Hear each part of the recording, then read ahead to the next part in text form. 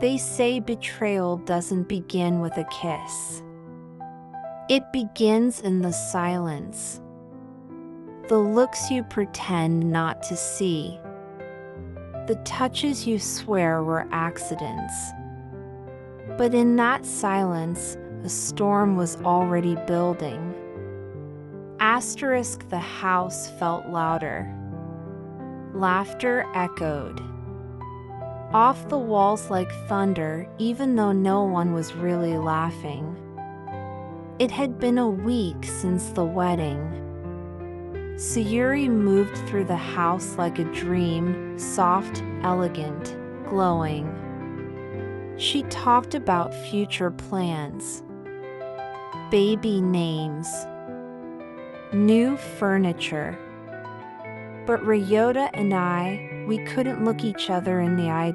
He avoided me at breakfast. I avoided him in the garden.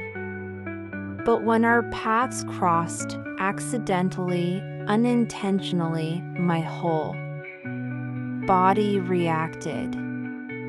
The memory of his touch clung to me like perfume I couldn't wash off. I could still hear him whisper under the cherry tree, "I never stopped loving you." Now, we were pretending. All of us. Playing happy family. But underneath, something darker grew. And the more we smiled in front of Sayuri, the more the lies became unbearable. Sayuri invited old family friends for dinner. A formal affair. She wore red. I wore silence. Ryota wore guilt so well, it looked like it belonged to him. We sat side by side at a long, lacquered table. I could feel the heat of his presence. Every move he made, I noticed. Every time his fingers grazed the chopsticks, I remembered how they once grazed my back during dinner. His knee brushed mine under the table. My breath hitched. Sayuri didn't notice, too busy laughing at some joke. But Ryota noticed. He didn't pull away. I didn't either. My body betrayed me. I hated him for what he did. But I hated myself more. Because I still wanted him. Later, as the guests left, Sayuri whispered, "Thank you for being here tonight, Ami. It means everything." I smiled, lied, nodded, and prayed the ground would open and swallow me whole. It was late. Rain poured against the shoji screens. I left my room to get water, feet silent against the wooden floor. As I turned the corner, I collided with Ryota. We both froze. My hand against his chest. His eyes locked on mine. "I can't do this," I whispered, heart pounding. He stepped closer. "Then tell me to stop." I didn't. Because I couldn't. His hand slid up my arm, slow, deliberate, forbidden. The house was dark. Sayuri was asleep upstairs. But our hearts, they were loud. "Desperate, you married her," I choked. "I was trying to forget you," he said, and then he kissed me, soft, tortured, full of all the things we had buried. It didn't feel like betrayal. It felt like coming home. But But when I opened my eyes and saw the reflection of us in the hallway mirror, two shadows tangled in a lie, I broke. The kiss and ran. I didn't sleep that night. And neither did he. The next morning, Sayuri found me in the garden. Her face was calm, but her eyes were sharp. "You've been quiet lately," she said, but I shrugged. "Just tired."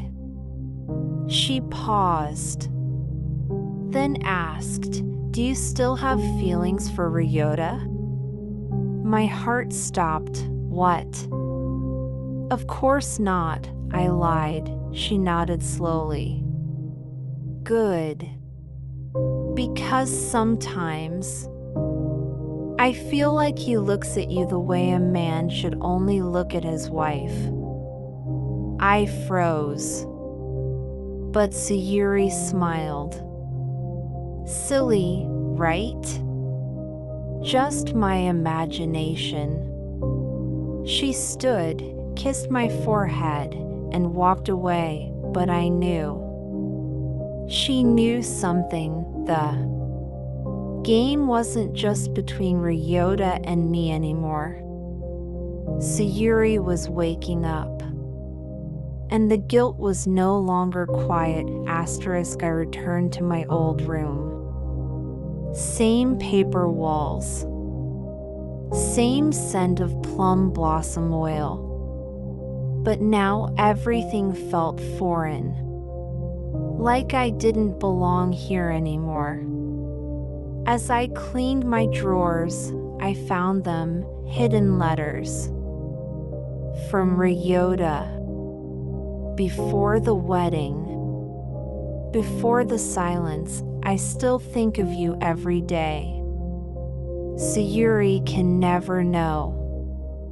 But I love you. Meet me under the cherry tree one last time. He had written them before he said yes to Sayuri. And I had never answered. But I never threw them away. I sat there, surrounded by paper lies. Tears burning down my cheeks. I thought I had buried him. But now he lived in every room, every heartbeat, every secret I kept from my sister. And the worst part? Some part of me didn't want to let him go. That evening, Ryota came to find me. The sky was bruised with sunset. The wind smelled like memory and danger. "I'm leaving," I said. "I can't stay here anymore." He grabbed my hand. "Don't. Please. I'm not the kind of woman who steals what doesn't belong to her," I said, his voice cracked. "But I was yours before I was hers." Tears fell, but I didn't wipe them. "Then why did you choose her?" Silence. "Then, because I thought you stopped choosing me." We stood there, two broken people held together by a past that wouldn't die. I pulled my hand away. "If you love me, don't follow me." And I walked. One step. Then two, but I didn't know. Sayuri was standing behind the screen the whole time. Listening, secrets were no longer whispered. They were witnessed. And betrayal, once hidden in shadows, now stood in the light. 3 hearts. One truth. And a storm about to break. She kissed her sister's husband. But does that make her the villain? What do you think? Leave your thoughts in the comments. Tap like and share this story with someone who's ever fallen for the wrong person.